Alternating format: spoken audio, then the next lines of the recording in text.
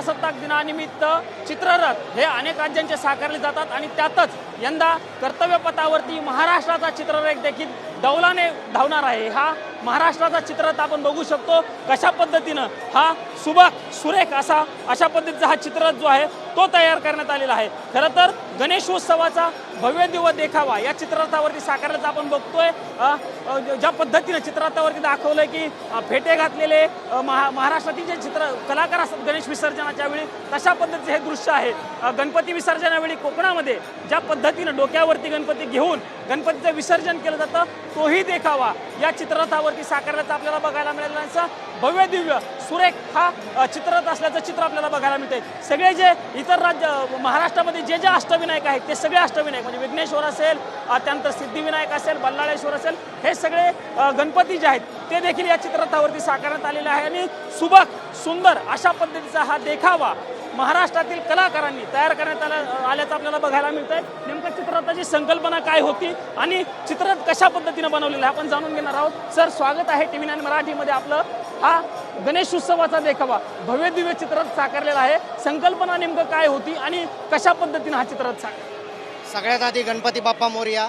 नमस्कार, मी Shriram Pandey, joint director culture department. या ठिकाणी आर्थिक आत्मनिर्भरतेतून महाराष्ट्राची कशी भूमिका होते ते दाखवण्याचा प्रयत्न केला आहे। यासाठी आपण गणेशोत्सव या सणातून आर्थिक आत्मनिर्भरता कशी होते, साधारणतः मुंबईमध्ये आणि महाराष्ट्रामध्ये गणेशोत्सव सण हा सगळ्यात प्रमुख आहे।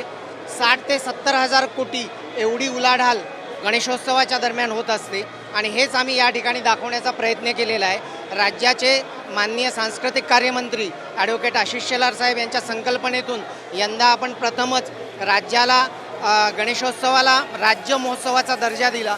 त्यानिमित्त आपण वेगवेगळे कार्यक्रम केले आणि वेगवेगळे कार्यक्रम करत असताना गणेशोत्सव ही संकल्पना देशभर मांडण्याचा प्रयत्न आपण या ठिकाणी केलेला आहे। राज्याचे सांस्कृतिक कार्य विभागाचे माननीय डॉक्टर किरण कुलकर्णी साहेब, सचिव सांस्कृतिक कार्य विभाग व बिभीषण चौरे साहेब, संचालक सांस्कृतिक कार्य विभाग यांच्या सहकार्यातून हा चित्ररथ संपन्न झालेला आहे। आपण या ठिकाणी महाराष्ट्रातल्या ग्रामीण भागातल्या कलावंतांची निवड केली आणि त्याचाच परिणाम म्हणून राज्य आंतरस्पर्धेमध्ये जो या ठिकाणी होत असतो ते 3रा क्रमांक महाराष्ट्राने पटकावलेला आहे। धन्यवाद। महाराष्ट्रासाठी खरं तर अभिमानाची गोष्ट आहे असं म्हणता येईल। सर, हा जो चित्ररथ साकारलेला आहे वेगवेगळ्या पद्धतीचा आहे, म्हणजे हे मॉडेल आपण दाखवण्याचा प्रयत्न करतोय।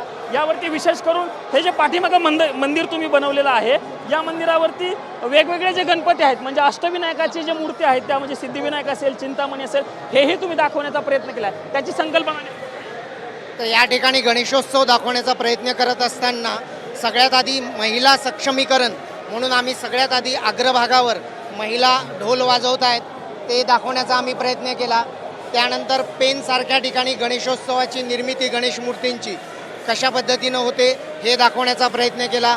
या ठिकाणी गणपतीचं विसर्जन करत असताना किंवा आगमनाच्या वेळेला जो उत्सव साजरा होतो कोकणामध्ये अशा पद्धतीचं असतं आणि अष्टविनायक जे महाराष्ट्रातले सुप्रसिद्ध आहेत ते मागच्या भागात आम्ही दाखवण्याचा प्रयत्न केला। याशिवाय नवविवाहित जोडपं सगळ्यात मागे शेवटी आहे आणि ते या ठिकाणी एक धार्मिक याचं प्रतीक म्हणून आम्ही ठेवलेलं आहे।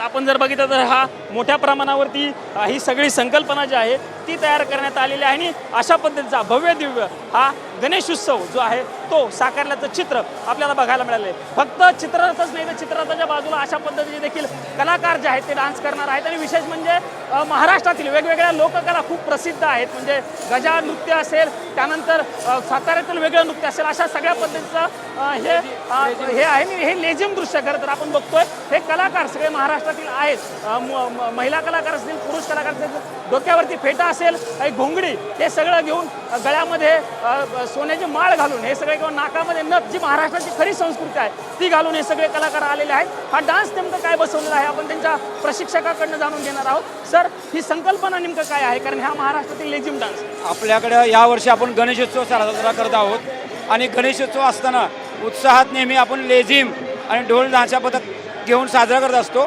तर आपण यावर्षी लेझिम नृत्य केलेलं आहे, लेझिम नृत्य करत आहोत आणि ह्या नृत्यामध्ये सातारा, सांगली, कोल्हापूर या नृत्यामध्ये सातारा, सांगली, कोल्हापूर या भागातले सर्व मुलं आहेत आणि खरा आत्मनिर्भरतेचा हा गणेशोत्सव आहे.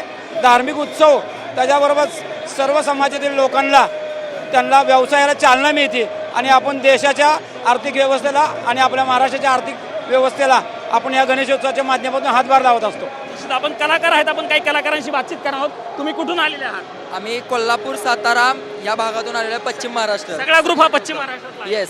तुम्ही लेझिम डान्स करताय. Yes. लेझिम डान्स ही आपली पारंपरिक तिची ओळख आहे, जे आपण आपल्या गणेशोत्सवामध्ये सादर करतोय आणि आपला आनंद व्यक्त करतोय. जसं आपल्या गणपती बाप्पाला आपण आगमनासाठी आणतोय, त्यासाठी आपण हा आनंद उत्सव मोठ्या दृष्टीने आपण साजरा करतोय. काही महिला आहेत महाराष्ट्रीयन वेश केलेला आहे, म्हणजे नाकामध्ये नथ असेल, गळ्यामध्ये हे सगळं सोन्याचं घालून तुम्ही इथं आलेला. तर विशेष हे आहे की डोक्यावरती तुम्ही ज्योतिबाचा टीका लावला. हो, आम्हाला आमची परंपरेनुसार आम्हाला ज्योतिबाचा टीका लावलेला आहे. तसं आम्ही पारंपरिक वेश आमचा धारण केलेला आहे. त्याच्यात साडी, महाराष्ट्र शान म्हणजे नथ, ती सगळी आम्ही धारण केलेली आहे. अच्छा, आनंद दिल्लीसारख्या ठिकाणी तुम्हाला हा साजरा करण्याचा आनंद मिळतो, किंवा दिल्लीमध्ये प्रत्येकाचं स्वप्न असतं देशाच्या राजधानीमध्ये हे सादर करण्याचं, तुम्हाला तो चान्स मिळतो, आनंद किती आहे? आम्हाला खूप जास्त आनंद आहे.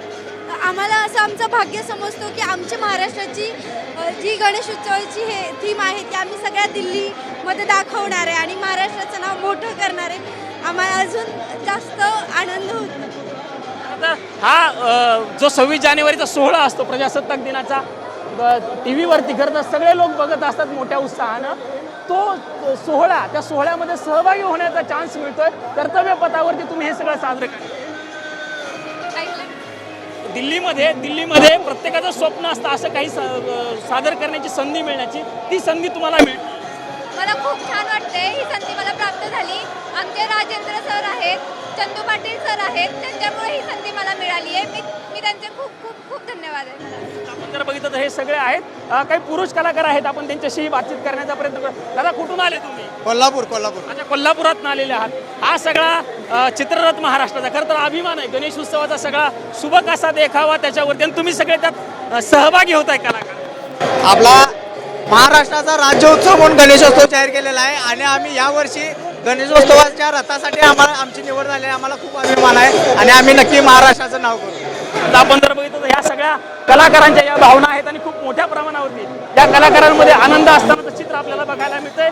हे झांज असेल, लेझिम असेल, हे सगळं वाजवत हे कलाकार खरं तर आनंद उत्सव साजरा करतानाचं चित्र आपल्याला बघायला मिळतं. आणि हा सुंदर सुबक असा हा देखावा खरं तर गणेश उत्सवाची थीम ही साकारण्यात आलेली आहे. ज्या पद्धतीनं गणेश विसर्जनामध्ये किंवा गणेशाच्या आगमनामध्ये ढोल असेल, ताशा असेल, लेझिम असेल, या सगळ्याचा वापर करून लाडक्या गणपती बाप्पाचं आगमन असेल किंवा विसर्जन केलं जातं, आणि तशाच पद्धतीचा सुंदर सुबक असा देखावा हा महाराष्ट्रातील कलाकारांनी साकारण्याचा बघायला मिळालेला आहे. आणि हाच देखावा कर्तव्य पथावरती 26 जानेवारीच्या कार्यक्रमामध्ये सगळ्या देशभराला बघायला मिळणार. आणि त्या दृष्टीनं महाराष्ट्रातील कलाकारांनी किंवा महाराष्ट्र सरकारच्या वतीनं तयार करण्यात आलेला हा देखावा सगळ्यांचं लक्ष वेधून घेण्याचं चित्र सध्या तरी आपल्याला बघायला मिळतंय. कॅमेरामन राकेश कुमार सह मी प्रमोद जगताप, TV9 मराठी, नवी दिल्ली.